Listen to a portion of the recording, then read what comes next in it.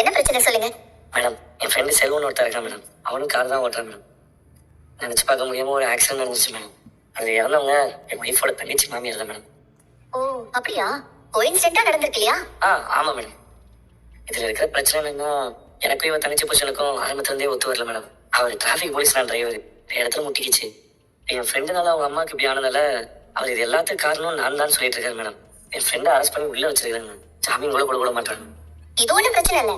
உங்க ஃப்ரெண்ட போலீஸ் ஸ்டேஷன்ல இருந்து ஜாமீன்ல வெளியே எடுத்துடலாம். ரிட்டன் ரன்னா இருந்தாதான் கஷ்டம். அவர் அப்படி ஒன்றும் ஆக்சிடென்ட் பண்ணிட்டு ஓடலையே. இல்ல மேடம், அவர் அங்கேயே தான் இருந்தாரு. போலீஸும் அங்கேயே வந்து அவர் அரெஸ்ட் பண்ணிட்டு போனாங்க. அப்போ பெயிலபிள் தான், ஜாமீன்லயே எடுத்துடலாம்.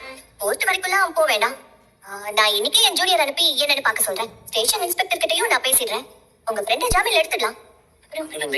அப்புறம் உங்க அண்ணனோட டிவோர்ஸ் கேஸ் அடுத்த வாரம் ஹியரிங்க்கு வருது. அதுல ரோஹிணியை பத்தின உண்மை தெரிஞ்சவங்க யாராவது சொந்தக்காரங்க இல்ல அவங்க க்ளோஸ் ஃப்ரெண்டு அவங்க சம்பந்தப்பட்டவங்க யாராவது இருந்தா கோர்ட்ல ஆஜர் பண்ணணும். நான் உங்க அம்மா கிட்ட சொல்லியிருந்தேனே, அவங்க உங்ககிட்ட சொன்னாங்களா? இல்ல மேடம், அம்மா எதுவும் சொல்லல. ஓகே, அதான் நான் இப்ப சொல்லிட்டேன்ல.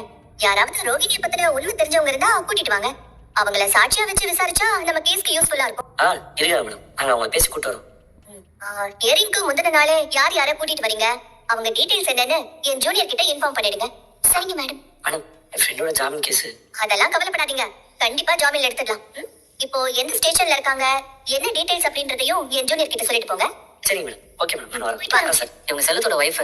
இங்க எதுக்கு வந்தீங்க? வருஷத்துல எந்த தப்பு இல்ல. ஒருத்தங்க வண்டி ஏத்தி கொண்டது தப்பு இல்லையா சார்?